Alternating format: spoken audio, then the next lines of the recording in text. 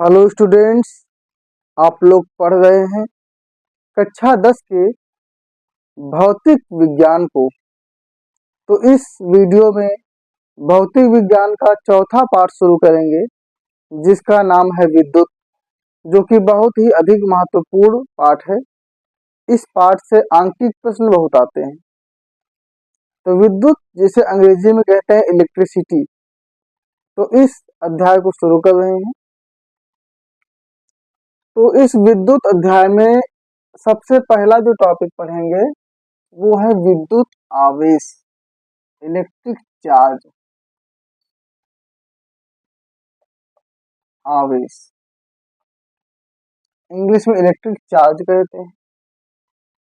Charge का मतलब समझते होंगे, जैसे कि मोबाइल को चार्ज करते हैं, लैपटॉप चार्ज करते हैं। तो यानी चार्ज तो अंग्रेजी हिंदी में मतलब आवेश यानी आवेशित करना। तो हम मोबाइल की चार्जिंग में लगाते हैं, मतलब उसको हम आवेशित करते हैं। तो मोबाइल चार्ज करते समय जो होता है वही आवेश होता है। तो जब चार्जिंग करते उस समय क्या होता है कि इलेक्ट्रॉन्स जो होते हैं वो मोबाइल में आते हैं, यानी कि जो धारा होती है वो इलेक्ट्रॉन्स के रूप में आती है। तो वैसे ही हम आवेश के बारे में पढ़ेंगे। आवेश होता क्या है, क्योंकि हम लोग इंग्लिश सभी जानते हैं चार्ज, पर हिंदी में नहीं जानते आवेश।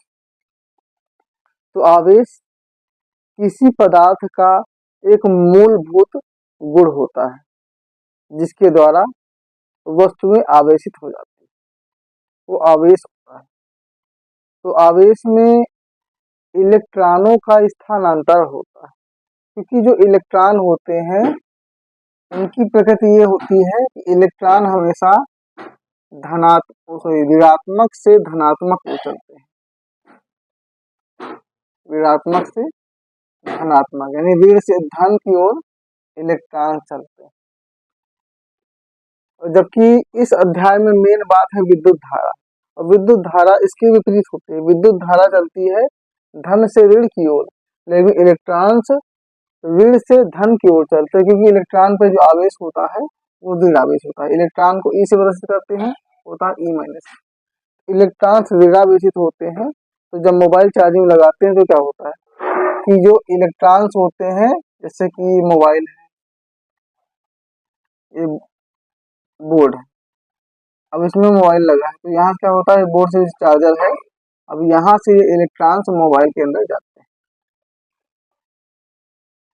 क्योंकि मोबाइल जब चार्जिंग में लगा होता है तो कुछ समय बाद धीरे धीरे गर्म होने लगता है, क्योंकि वो क्या होता है, यहाँ से इलेक्ट्रॉन्स होते हैं इसके अंदर प्रवेश करते हैं। तो जब इलेक्ट्रॉन्स इसके अंदर आते हैं तो इसकी बैटरी भरती जाती है।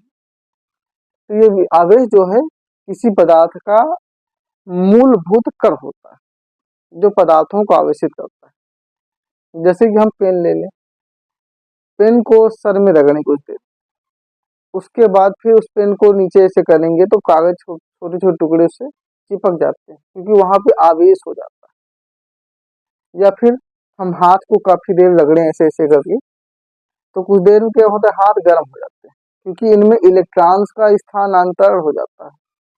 या कोई धागा पकड़ ले, उसको बार बार ऐसे खींचते जाएंगे, तो खींचते खींचते क्या होगा, धागा गर्म, तो गर्म पड़ जाएगा, क्योंकि वहां भी इलेक्ट्रॉन्स का स्थानांतरण होता है। तो इलेक्ट्रॉन का जब स्थानांतरण होता है तो वहां पे आवेशन होता है। चार्जिंग का मतलब होता है आवेशन। तो इस प्रकार से आवेश होता है, और आवेश में भी कंडीशंस होती हैं, आकर्षण और प्रतिकर्षण की। क्योंकि आवेश को हम प्रदर्शित करते हैं क्यों से, स्मॉल क्यों, फिर कभी कैपिटल क्यों, जरूरत है। तो आवेश जो होते हैं अगर समान है, जैसे कि धन धन आवेश, ये एक बिंदु पर धन आवेश है, दूसरे बिंदु पर भी धन आवेश, तो धनावेशित आवेश आपस में प्रतिकर्षित करेंगे, एक दूसरे को ढकेलेंगे, क्योंकि दोनों प्लस है। लेकिन अगर एक धन आवेश है और एक ऋण आवेश है, तो ये आपस में एक दूसरे को आकर्षित करेंगे। चुंबक के जैसे सिस्टम, चुंबक में क्या होता है कि प्लस और माइनस, या उत्तर और दक्षिण दिशा। तो अगर एक ध्रुव उत्तरी होता है, एक दक्षिणी होता है, तो आकर्षण होता है। अगर दोनों उत्तरी दोनों दक्षिणी हो तो प्रतिकर्षण होता है। वैसे ही यहाँ पे है, अगर दोनों धनावेशित है तो प्रतिकर्षित होंगे। दोनों ऋणावेशित हैं तो भी ये प्रतिकर्षित होंगे, यानी प्रतिकर्षण यहाँ पर भी होगा। लेकिन एक धन है एक ऋण है तो आकर्षित होंगे। तो आवेश का वैसा सिस्टम होता है। तो आवेश तो समझ गए होंगे कि आवेश क्या होता है, एक प्रकार से इलेक्ट्रॉनों का स्थानांतरण होता है। तो आवेश के जो प्रकार होते हैं वो दो होते हैं। एक होता है धनावेश, धन प्लस आवेश तो धनावेश। एक होता है ऋणावेश यानी ऋण प्लस आवेश। अब धनावेश और ऋणावेश ये किस आधार पर, तो देखिए अगर आवेश का मेन मकसद क्या है, इलेक्ट्रॉन्स स्थानांतरण। अगर इलेक्ट्रॉन्स की संख्या कम होगी यानी इलेक्ट्रॉन्स कम होंगे तो धनावेश। अगर इलेक्ट्रॉन्स की संख्या अधिक होगी तो ऋणावेश, क्योंकि इलेक्ट्रॉन होते हैं ऋणावेश। अगर इलेक्ट्रॉन ज्यादा है तो वो ऋणावेश है और कम है तो धनावेश है। यानी को धनावेश को प्लस क्यों ऐसे प्रदर्शित करेंगे और ऋणावेश को माइनस क्यों ऐसे प्रदर्शित करेंगे। तो ये आवेश के प्रकार होते हैं। ये इलेक्ट्रॉन्स की संख्या पर आधारित है कि इलेक्ट्रॉन्स की संख्या यदि कम है तो धनावेश, यानी क्योंकि इलेक्ट्रॉन होता है ऋणावेश, अगर ऋण कम है तो सीधी सी बात धन होगा। और इलेक्ट्रॉन्स की संख्या अगर अधिक है यानी ऋण अधिक होगा तो ऋणावेश। तो इस प्रकार से आवेश के प्रकार होते हैं। बाकी आवेश के सूत्र की बात करें तो सूत्र बनता है Q इक्वल टू एक IT है, एक सूत्र है Q इक्वल टू NE, जिसमें से Q का मतलब तो आवेश है, N का मतलब इलेक्ट्रॉनों की संख्या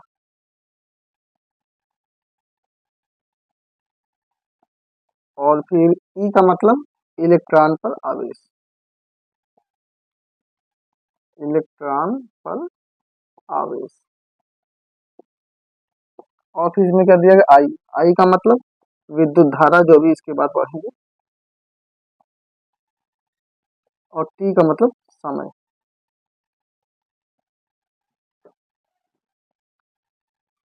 तो फार्मूला है Q इक्वल टू NE, यानी कि आवेश बराबर इलेक्ट्रॉनों की संख्या गुणे इलेक्ट्रॉन पर आवेश। अब आवेश पता करना है तो पहले ये पता करें कि कितने इलेक्ट्रॉन्स हैं, क्योंकि जितना ज्यादा इलेक्ट्रॉन उतना ही ज्यादा ऋणावेश। तो इलेक्ट्रॉन की संख्या और दूसरी एक इलेक्ट्रॉन पर कितना आवेश है, इस आधार मतलब कि इलेक्ट्रॉन की संख्या और इलेक्ट्रॉन के आवेश जब दोनों को गुणा करेंगे तो हमें निकलता है आवेश प्राप्त होता है। तो जो इलेक्ट्रॉन होता है, एक इलेक्ट्रॉन पे जो आवेश होता है वो होता है 1.6 गुणे 10 की घात माइनस 19 कूलाम। ये ई का मान होता है। अब कूलाम जो हमने बताया, कूलाम क्या होता है, कूलाम होता है आवेश का मात्रक। तो आवेश का मात्रक होता है कूलाम। एक मात्रक तो ये हो गया, बाकी हम मात्रक बना भी सकते हैं, जैसे कि सूत्र है Q इक्वल टू IT, मतलब कि धारा गुणे समय। अब धारा का मात्रक होता है एम्पियर और समय का मात्रक होता है सेकेंड, तो एक इसका मात्रक ये भी हो जाएगा एम्पियर सेकेंड, एम्पियर सेकेंड। तो ये दो मात्रक हो गए इसके आवेश। तो आवेश समझ गए, आवेश किसी पदार्थ का एक मूलभूत गुण होता है जो पदार्थों को आवेशित करता है, यानी इलेक्ट्रॉनों का स्थानांतरण करता है। आवेश दो प्रकार के होते हैं, धनावेश ऋणावेश। धनावेश तब होता है जब इलेक्ट्रॉन संख्या कम होती है, ऋणावेश तब होता है जब इलेक्ट्रॉन संख्या अधिक होती है। अगर समान आवेश है तो प्रतिकर्षण होगा, अगर असमान आवेश है तो आकर्षण होगा। फिर आवेश का एक सूत्र Q इक्वल टू IT, मतलब कि आवेश बराबर विद्युत धारा गुणे समय। अगर सूत्र हिंदी में लिखा जाए तो आवेश बराबर धारा गुणा समय, यानी करंट और टाइम का गुणा कर देंगे तो आवेश हो जाएगा। एक आवेश बराबर क्या है, इलेक्ट्रॉन की संख्या गुणे इलेक्ट्रॉन पर आवेश, इसको भी ऐसे कर सकते हैं। तो आवेश बराबर इलेक्ट्रॉन की संख्या गुणे इलेक्ट्रॉन पर आवेश।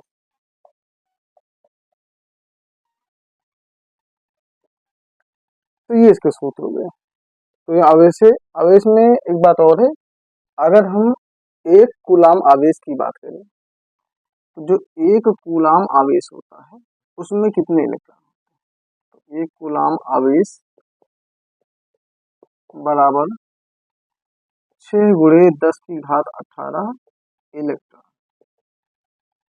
एक पॉइंट ये भी याद रखेंगे कि एक कूलाम आवेश में 6 × 10⁻18 इलेक्ट्रॉन उपस्थित होते हैं। तो ये हमारा हो गया आवेश, आवेश के प्रकार, आवेशों की प्रकृति, आवेश के सूत्र, सारी बातें हो गई। अब हम आगे बढ़ेंगे। जो इस अध्याय का मेन चीज है विद्युत धारा, क्योंकि धारा का इंग्लिश बोलते हैं करंट। ये तो चार्ज है, चार्ज तो हो ही गया, इलेक्ट्रिक चार्ज। अब इलेक्ट्रिक करंट, क्योंकि अधिकतर लोगों को बोलते हैं करंट लग गया है, तो इंग्लिश है, हिंदी में बोलते हैं धारा। अब उस करंट के बारे में जानेंगे। इसको मिटा देते हैं, स्क्रीनशॉट ले लीजिए इसका। अब विद्युत धारा है क्या? तो विद्युत धारा को प्रदर्शित करते हैं आई से। इसका मात्रक होता है एम्पियर, और इसका जो सूत्र है ये इसी सूत्र से बना है, यानी कि जो आवेश का सूत्र है इसी सूत्र से बना हुआ है। तब इसके बारे में बात करते हैं। तो विद्युत धारा यानी इलेक्ट्रिक करंट। अब धारा को प्रदर्शित करते हैं आई से। इसका सूत्र बनता है I = Q/T, क्योंकि अभी हमने पढ़ा था Q = IT, तो I = Q/T, ये सूत्र। हिंदी में अगर बनाए इसका सूत्र तो क्या होगा, विद्युत धारा यानी धारा बराबर विद्युत आवेश बटा समय, यानी समय और समय के अनुसार जो। तो धारा मतलब क्या होगा कि किसी परिपथ में प्रति सेकेंड आवेश की मात्रा को धारा कहते हैं, यानी कि समय के अनुसार प्रति सेकेंड कितना आवेश हो रहा है वही धारा। यानी कि सीधी वैसे हमने बताया मोबाइल चार्ज हो रही है तो कितने इलेक्ट्रॉन्स का ट्रांसफर हो रहा है, तो समय के अनुसार कितना आवेश है तो उसी आवेश को ही धारा कहा जाता है। एक बात और याद रखेंगे कि धारा जो होती है वो धन से ऋण की ओर प्रवाहित होती है। अभी हमने बताया था इलेक्ट्रॉन्स ऋण से धन की ओर होते हैं, तो जो धारा होती है वो आवेश के यानी इलेक्ट्रॉन्स के विपरीत दिशा में कार्य करती है। तो धारा क्या होगा, किसी विद्युत परिपथ में विद्युत धारा प्रति सेकंड प्रवाहित आवेश की मात्रा होती है। तो आवेश की मात्रा को ही धारा कहते हैं। जितना आवेश हो रहा है, जितना चार्ज हो रहा है, उतनी ही धारा है, उतना ही करंट है। तो ये धारा का सूत्र है। अभी धारा के और भी सूत्र पढ़ेंगे, जैसे एक अभी पढ़ेंगे ओम का नियम, जो कि होता है V = IR। तो इसके अकॉर्डिंग बनेगा I = V/R, जहाँ पे I धारा है, V है विभवांतर और R है प्रतिरोध। इन सबको अभी बाद में समझेंगे, और यहाँ पे सूत्र देख लेते हैं। तो ये भी एक सूत्र बन जाता है। अब इनके अगर हम मात्रा की बात करें, जानते हैं धारा का एक मात्रक होता है, धारा का मात्रक एम्पियर है। एम्पियर ये तो होता ही मात्रक। अब इसके अलावा और मात्रकों की बात कर ले धारा के, तो धारा का मात्रक किससे इससे बनेगा, आवेश का मात्रक कूलाम। तो कूलाम बटा प्रति और टी यानी सेकेंड, तो कूलाम प्रति सेकेंड एक ये मात्रक बन गया। और की बात करें तो V/R सूत्र है, V से होता है विभवांतर, विभवांतर का मात्रक होता है वोल्ट बटा R प्रतिरोध, प्रतिरोध का मात्रक होता है ओम, तो वोल्ट प्रति ओम। तो ये हो गए धारा के मात्रक। अब आवश्यकता अनुसार इनका यूज कर सकते हैं। धारा समझ गए हैं, किसी परिपथ में प्रति सेकंड प्रवाहित आवेश की मात्रा धारा कहलाती है। इसे I से प्रदर्शित करते हैं। इसका मात्रक एम्पियर या कूलाम प्रति सेकंड या वोल्ट प्रति ओम होता है। इसका सूत्र आवेश बटा समय या विभवांतर बटा प्रतिरोध होता है। और धारा का प्रवाह हमेशा धन से ऋण दिशा में, ये होती है विद्युत धारा करंट। तो इसका भी स्क्रीनशॉट ले लीजिए। तो समझ गए होंगे धारा होता क्या है। अब धारा को मापते किससे, तो धारा को मापने के लिए होता है अमीटर। अमीटर। तो अमीटर से धारा मापी जाती है, भी याद रखेंगे कि अमीटर से धारा मापते हैं। और अमीटर का सिस्टम क्या होता है? अमीटर होता है श्रेणी क्रम में, और जब श्रेणी क्रम में होता है तो इसमें जो प्रतिरोध होता है वो कम होता है। बाकी जरूरत के अनुसार भी सवाल लगाएंगे। धारा कभी एम्पियर में है, कभी मिली एम्पियर में होती है, माइक्रो एम्पियर में होती है, तो उसको बनाते हैं। जैसे एम्पियर को तो हिंदी में हो गया, ऐसे एम्पियर को लिखा जाएगा कैपिटल ए। मिली एम्पियर यानी एम ए, तो मिली एम्पियर को लिखा किस तरह जाएगा? तो मिली एम्पियर लिखेंगे 10 की घात -3 एम्पियर। माइक्रो एम्पियर, माइक्रो में होता है 10 की घात 6, तो लिख देंगे 10 की घात -6 एम्पियर। तो मिली में 10 की घात -3 और माइक्रो में 10 की घात -6, ये बार एम्पियर। तो सवाल लगाते समय इन सब का यूज करेंगे। तो उम्मीद कर रहे हैं कि विद्युत धारा समझ गए होंगे कि कितना भी आवेश होता है समय के अनुसार वही होता है धारा। अब हमने इसमें क्या क्या बातें की है? विभवांतर की बात की है, प्रतिरोध की बात की है, तो अब इन सबको भी समझना जरूरी है, तो इसको मिटाएंगे। अब विभवांतर और विभव की ओर बढ़ेंगे, इसका स्क्रीनशॉट ले लीजिए। अगला टॉपिक है विद्युत विभव, जिसे कहते हैं इलेक्ट्रिक पोटेंशियल। तो ये तो हो गया करंट, अब पोटेंशियल की बात करते हैं, विद्युत विभव। तो विद्युत विभव और विद्युत विभवांतर को एक साथ पढ़ेंगे। विद्युत विभवांतर, इसको इंग्लिश में बोलेंगे इलेक्ट्रिक पोटेंशियल, इसको बोलेंगे इलेक्ट्रिक पोटेंशियल डिफरेंस, यानी विभवांतर मीन्स विभव प्लस अंतर, विभव का अंतर। अब विभव की पहले बात कर लेते हैं, विभव क्या होता है। जैसे कि मान लीजिए एक पिंड है, अब यहाँ पर कोई धनावेश है जो यहाँ पर है। अब इस धनावेश को हमें इस पिंड के अंदर कहीं पर भी लाना है, या विद्युत क्षेत्र मान लेते हैं, विद्युत क्षेत्र में कहीं पर भी लाना है, तो लिखो लेकर आए।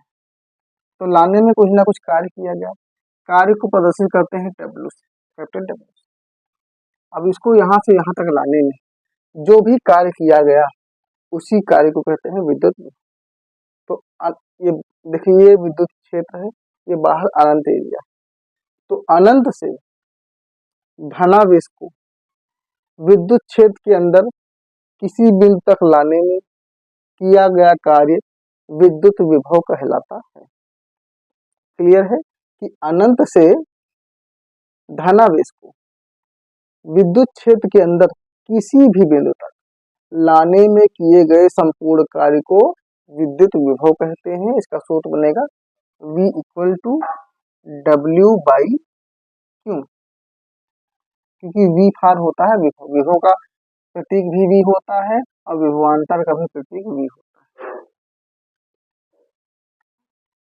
पहले परिभाषा समझा देते, फिर दोनों का सूत्र समझाते हैं कैसे बना है।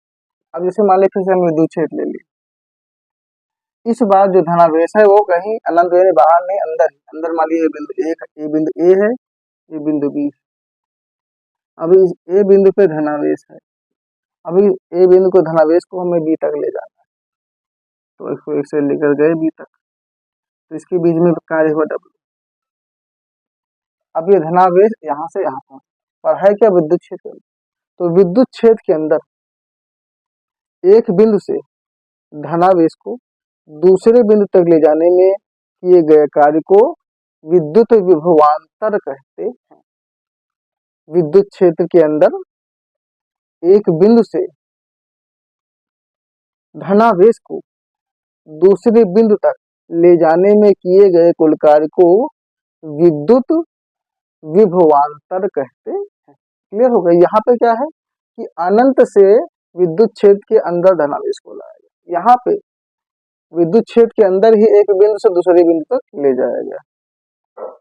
कहने का मतलब है कि जैसे कोई धान या गेहूं की बोरी है बाहर कहीं पड़ी है, उसको हम बाहर से लेकर आए घर के अंदर तक, तो वो एक प्रकार से विद्युत विभव हो रहा है। लेकिन घर में ही एक कमरा दूसरे कमरा में ले जा रहे हैं तो विभवांतर हो रहा है। तो कुछ इस टाइप का समझ लीजिए। तो यहाँ पे विभवांतर नहीं, विभव का अंतर, क्योंकि एक बिंदु ये था, एक बिंदु ये था, इन दोनों बीच में अंतर। और यहाँ पे अनंत है, अनंत तो कोई बिंदु माने ही नहीं, कहीं भी हो सकता है अनंत, तो इसलिए यहाँ पे एक ही बिंदु सिर्फ ए मानते हैं, पर यहाँ पे ए भी दो बिंदु, तो इसमें अंतर हो गया। तो सही सही इसको प्रदर्शित ऐसे किया जाएगा, ये जो वी है, ए से बी, वी ए बी, इस प्रकार से लिखें ज्यादा बेटर है, ए से बी तक में, बाकी सूत्र वही होगा, डब्ल्यू बाई क्यू। तो विभवांतर और विभव दोनों का एक ही मात्रक होगा, वोल्ट। तो अगर इनका मात्रक भी निकालते हैं तो परिभाषा समझ गए होंगे। इनको प्रदर्शित करते हैं वी से, और मात्रक इनका होता है वोल्ट। जैसे मात्रक की बात करें तो मात्रक होगा वोल्ट, लेकिन और भी मात्रक बनेगा। सूत्र क्या है, W by Q. W means कार्य, कार्य का मात्रक होता है जूल, तो एक मात्रक हुआ जूल बटा क्यू, यानी आवेश, आवेश का मात्रक कूलाम, तो जूल प्रति कूलाम, ये एक मात्रक बन गया। तो मात्रक बनाए तो बहुत सारे बनते हैं। अगर और मात्रक बनाना चाहें तभी इसके बाद पढ़ेंगे हम विद्युत, इसी मतलब की जो ऊर्जा है इसके बारे में पढ़ेंगे, कार्य के बारे में। तो उसमें अभी और उसके सूत्र बच्चे डब्ल्यू बराबर वी आई टी भी होता है, आई स्क्वायर आर टी भी होता है, बहुत सारे सूत्र होते हैं। उन सूत्रों के आधार पर धीरे धीरे काम बढ़ता जाएगा। तो पहले भी इतना समझते हैं, इसका मात्रक वोल्ट है और जूल प्रति कूलाम है। और भी अगर मात्रक बनाना चाहे, जैसे हमने भी पढ़ा था ओम के नियम के आधार पे कि V equal to I R पढ़ा, ये हमने बताया था। तो V equal to I R, यही सूत्र होता है, तो आई और आर। और ये भी यहाँ पर नहीं, फिर ओम का नियम पढ़ेंगे। तो इस सूत्र के साथ देखा जाए तो मात्रक क्या बनेगा, आई का भी होता है एम्पियर, तो एम्पियर, और आर का होता है प्रतिरोध का ओम, तो एम्पियर ओम या ओम एम्पियर, ये भी मात्रक बन गया। तो ये मात्रक विद्युत विभव के भी है, विद्युत विभवांतर के हैं, दोनों में का सूत्र सेम है, मात्रक सेम है, बस फर्क क्या है कि एक में अनंत से लाया गया, दूसरे में एक ही बिंदु से दूसरे बिंदु तक ले जाया गया, दोनों में विद्युत क्षेत्र है। तो ये है विद्युत विभव। अब हमने यहाँ पे विभवांतर क्यों बताया, तो देखिए जब बिजली, घर में बिजली आती है तो दो तार होते हैं, एक अधिकतर लाल होता है, दूसरा काला। अब इसके बारे में बाद में बात करेंगे विद्युत परिपथ में। तो जो लाल वाला तार होता है वो होता है मेन तार, और जो काला वाला होता है लाइन तार, यानी कि न्यूट्रल उदासीन तार होता है। तो ये प्लस वाला तार होता है लाल वाला, और माइनस वाला नेगेटिव चार्ज है। तो जो प्लस वाला तार होता है इस पर 220 वोल्ट, यानी 220 वोल्ट का विभवांतर होता है, जबकि माइनस वाले यानी उदासीन तार पर, न्यूट्रल तार पर 0 वोल्ट का विभवांतर। तो ये विभव का अंतर है कि एक का विभव इतना है, दूसरे का 0, कुछ नहीं। तो ये विभव का जब अंतर होता है तभी धारा का प्रवाह होता है। यानी घर में जब बिजली आती है तो एक मेन लाइन होती है, मेन तार होता है, तो दूसरा जो होता है उदासीन होता है, उसमें करंट नहीं होता है क्योंकि उसका विभव 0 होता है। तो यही होता है विभव का अंतर, यानी 220 और 0, ये जो अंतर है विभव का अंतर, और ये होना जरूरी है तभी करंट आएगा। तो ये विभवांतर है। हाँ, इसको मापने के लिए यूज करते हैं, इसको नाम बोलते हैं वोल्ट मीटर। जैसे वहां पे विद्युत धारा को मापने के लिए अमीटर था, तो यहाँ पे वोल्ट मीटर। अब विद्युत धारा में क्या था, वो श्रेणी क्रम में था, तो यहाँ पे होगा पार्श्व क्रम, चाहे पार्श्व बोले या इसी कहते हैं समांतर क्रम। अभी इसको भी बाद में पढ़ेंगे। तो ये होता है समांतर क्रम में, उसमें प्रतिरोध कम था, इसमें प्रतिरोध अधिक होगा, प्रतिरोध अधिक। तो ये बात समझ गए कि विद्युत विभव क्या है, विभवांतर क्या है।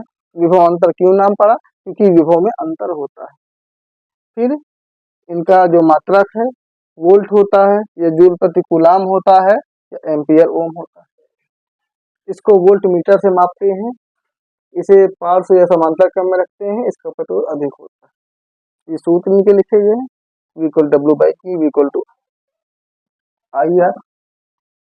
बाकी और सूत्र बारे में नहीं, बाकी यहाँ बना जैसे अभी दिखा देते हैं कुछ सूत्र। V इक्वल टू डब्ल्यू का होता है वी आई टी, तो V I T by Q, ये भी सूत्र बन जाएगा।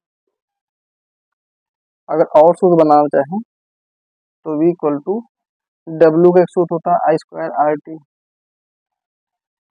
बाई क्यू, ये भी सूत्र बन जाएगा, पर इन सब के अधिकतर यूज नहीं होने वाला, इनका यूज आगे होना है।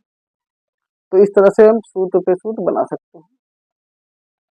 तो उम्मीद करते हैं कि विद्युत विभवांतर समझ गए होंगे।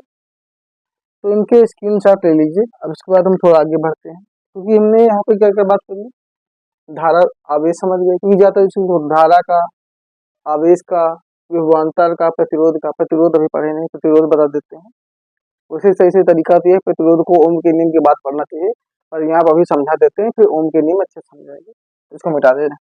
अब प्रतिरोध की बात कर लें, फिर विद्युत सेल भी पढ़ना है। प्रतिरोध जिसे बोलते हैं रेजिस्टेंस, यानी इलेक्ट्रिक रेजिस्टेंस, विद्युत प्रतिरोध, विद्युत प्रतिरोध, इलेक्ट्रिक रेजिस्टेंस। अब प्रतिरोध क्या होता है? प्रतिरोध मीन्स अवरोध, रोकना, यानी कि प्रतिरोध क्या होता है? वो कारक होता है जो धारा के प्रवाह का विरोध करता है या धारा के प्रवाह को रोकता है, प्रतिरोध कहलाता है। ऐसा कारक जो विद्युत धारा के प्रवाह का विरोध करता है वो प्रतिरोध कहलाता है। इसे आर से प्रदर्शित करते हैं, क्योंकि इसे रेजिस्टेंस बोलते हैं। अब इसका सूत्र क्या बना? अभी हमने पढ़ा था क्या, V equal to I R. R equal to क्या हो जाएगा? V बटा आई। तो आर बराबर V बटा आई। तो सूत्र क्या बन रहा है? प्रतिरोध बराबर विभवांतर बटा धारा, यानी विद्युत विभवांतर बटा विद्युत धारा। तो ये बन गया सूत्र। बाकी इसके अगर हम मात्रक की बात करें तो एक इसका किस मात्रा होता है? मात्रक ओम, क्योंकि जो जॉर्ज साइमन ओम है उन्होंने ओम का नियम दिया था, और तो ओम के नियम के पश्चात ही विद्युत प्रतिरोध की जानकारी हुई। तो इसीलिए ओम ने जब प्रतिरोध को खोजा तो उन्होंने अपना नाम रख दिया ओम, इसका मात्रक। 1826 में ओम का नियम दिया गया। तो मात्रक एक तो ओम फिक्स होता है, ओम को ऐसे लिखते हैं बनाने के लिए इस तरह से ओम। बाकी और मात्रक बनाए तो क्या विभवांतर का वोल्ट होता है, तो वोल्ट, और धारा का एम्पियर होता है, तो वोल्ट प्रति एम्पियर। तो ये मात्रक बन गया। तो प्रतिरोध समझ गए। प्रतिरोध क्या होता है कि जो धारा का विरोध करता है वो प्रतिरोध होता है। तो ये प्रतिरोध। अब एक बात और, एक टॉपिक की बात कर लेते हैं जिसे कहते हैं सेल, विद्युत सेल या बैटरी। असल ये बैटरी होती है,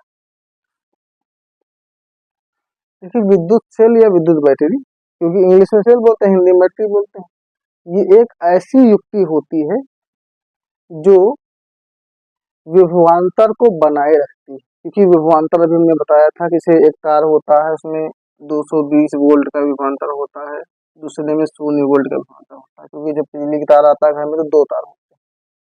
तो जो विभवांतर बना होता है इस सेल या जो बैटरी होता है इसके द्वारा किया जाता है। नहीं, विद्युत सेल या विद्युत बैटरी एक ऐसी युक्ति है जिसके द्वारा तार में विद्युत विभवांतर को हम बनाए रखते हैं। विद्युत विभवांतर को मेंटेन रखने के लिए सेल या बैटरी की जरूरत पड़ती है। ये होता है सेल या बैटरी, जिसको ऐसे दिखाते हैं इस प्रकार से, इस तरह थोड़ी छोटा दिखाएंगे तो बड़े वाले प्लस, छोटे वाले माइनस, इस तरह से परिपथ में दिखाया जाता है सेल या बैटरी। तो ये समझ गए हैं कि बैटरी क्या होती है। जैसे मान ली बैटरी जो होती है, बैटरी में क्या होता है, इसमें रासायनिक पदार्थ भरा होता है, यानी जो जल होता है उसमें हल्का सा अम्ल की मात्रा होती है। तो वो जो रासायनिक ऊर्जा होती है वो रासायनिक ऊर्जा बदल जाती है विद्युत ऊर्जा, क्योंकि बैटरी में क्या होता है, बैटरी जब यूज करते हैं बैटरी का तो उसमें रासायनिक ऊर्जा अंदर होती है, केमिकल होता है। फिर रासायनिक ऊर्जा कन्वर्ट होती है विद्युत ऊर्जा में, तब करंट आता है।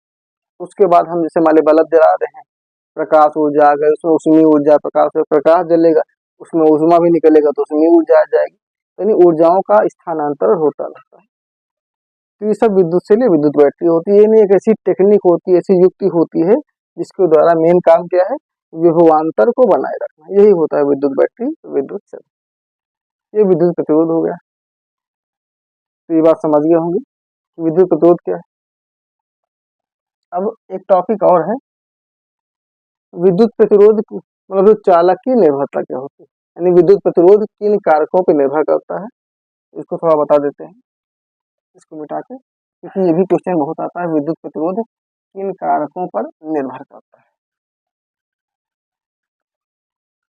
तो विद्युत प्रतिरोध की निर्भरता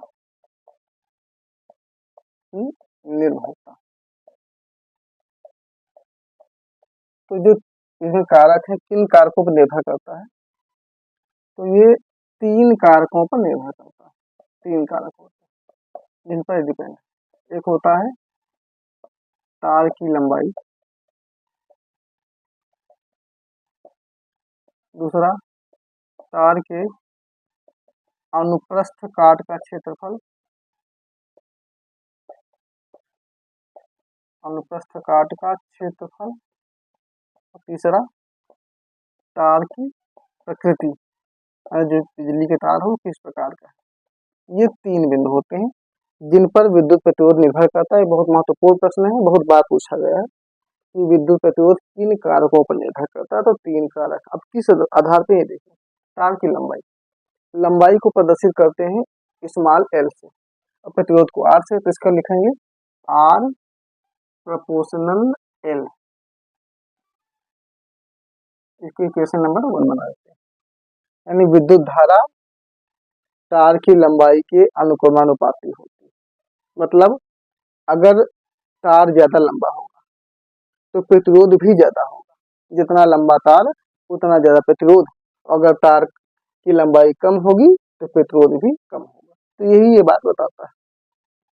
अनुप्रस्थ काट का क्षेत्रफल, क्षेत्रफल को प्रदर्शित करते हैं कैपिटल ए से, तो इसका बनता है आर इनवर्सली प्रोपोर्शनल ए, यानी आर प्रोपोर्शनल 1/, इक्वेशन नंबर 2, समीकरण नंबर 2। इसमें क्या है कि विद्युत प्रतिरोध तार के अनुप्रस्थ काट के क्षेत्रफल के व्युत्क्रमानुपाती होता है। अनुक्रमानुपाती नहीं, व्युत्क्रमानुपाती, यानी उल्टा। इसका मतलब है कि अगर क्षेत्रफल बढ़ेगा तो प्रतिरोध घटेगा, और अगर क्षेत्रफल घटेगा तो प्रतिरोध बढ़ेगा। यानी तार की लंबाई की तो अनुक्रमानुपाती है, जितना लंबा तार उतना ज्यादा प्रतिरोध। लेकिन क्षेत्रफल में ऐसा नहीं, जितना ज्यादा क्षेत्रफल उतना कम प्रतिरोध। जैसे कि मान लीजिए ये मार्कर है, अब मार्कर ये इतना एरिया जो है इतनी, ये अगर ये एरिया हो गई बहुत मोटा मार्कर हो जाए, बड़ा सा हो जाए, तो क्या हुआ, अगर क्षेत्रफल इसका बढ़ गया तो प्रतिरोध जो होगा वो घट जाएगा।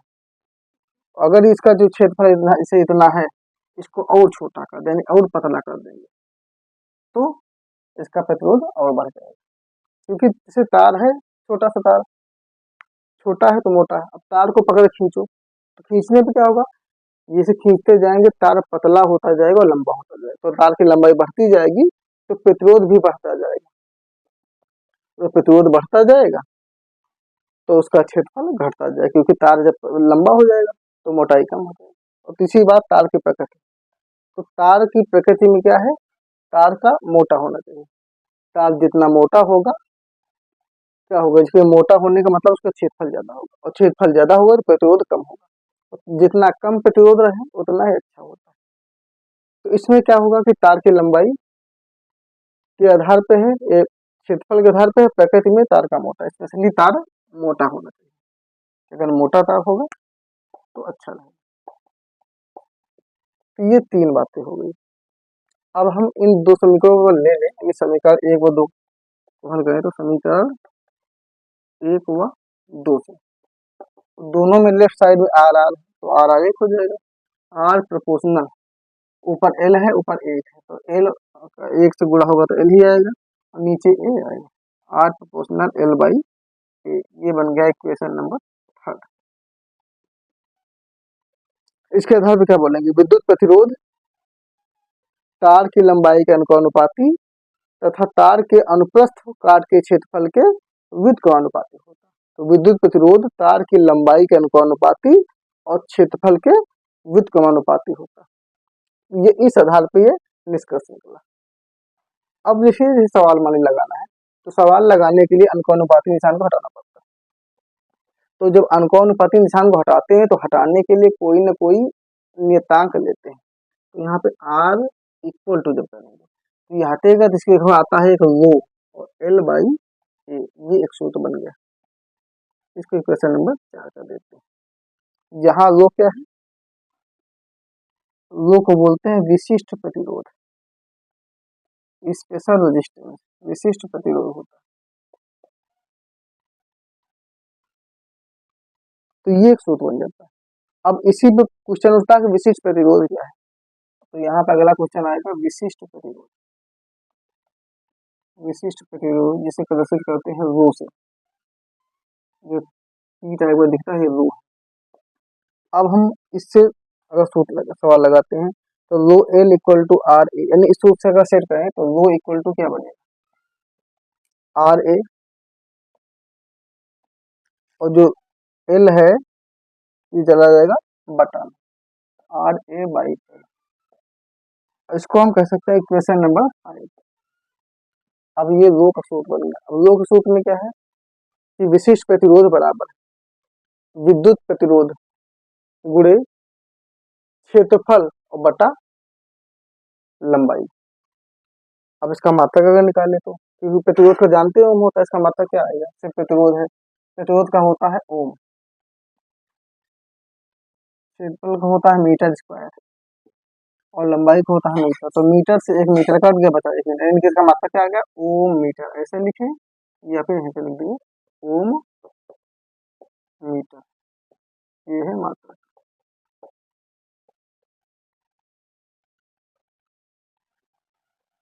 तो ये हो गया विशिष्ट प्रतिरोध। तो समझ गए हैं, तो प्रतिरोध होता है ये तार की लंबाई पे, क्षेत्रफल पर और तार की प्रकृति पर निर्भर करता है। जब इसको हमने हल किया तो आर प्रोपोर्शनल एल बाई ए आया। फिर इसमें जब हमने लो प्रोपोर्शनल को यानी अनुपाती निशान को हटाया तो उसकी जगह पे एक नियतांक विशिष्ट प्रतिरोध निकला जिसे लो बोलते हैं, और जब लो को हमने बताया तो लो बराबर क्या निकला, आर ए बटा ए। अब विशिष्ट प्रतिरोध भी बन गया है। विशिष्ट प्रतिरोध का सूत्र क्या बन रहा है, विशिष्ट प्रतिरोध अगर लिखना चाहे तो हिंदी में तो इसको मिटा के इसका सूत्र हिंदी, इसको मान लीजिए हुआ संकेतों के रूप में ऐसे लिखना चाहेंगे तो क्या होगा, विशिष्ट प्रतिरोध बराबर विद्युत प्रतिरोध गुणा अनुप्रस्थ काट का क्षेत्रफल बटा तार की लंबाई। तो इस तरह से ये सूत्र प्राप्त हुए, सूत्र हो गया, उसका मात्रक हो गया और प्रतीक हो गया। तो ये बातें समझ गए होंगे। तो इस अध्याय में हमने सॉरी इस वीडियो में आवेश, विद्युत आवेश, विद्युत धारा, विद्युत विभवांतर, विद्युत विभव, विद्युत प्रतिरोध, विशिष्ट प्रतिरोध, प्रतिरोध की निर्भरता, विद्युत बैटरी, अमीटर, वोल्ट मीटर, इन सभी के बारे में चर्चा कर ली। अब इसके बाद अगले वीडियो में सबसे महत्वपूर्ण टॉपिक ओम के नियम और उसके सत्यापन के बारे में बात करेंगे। तो अब इस वीडियो को यहीं पे समाप्त करते हैं।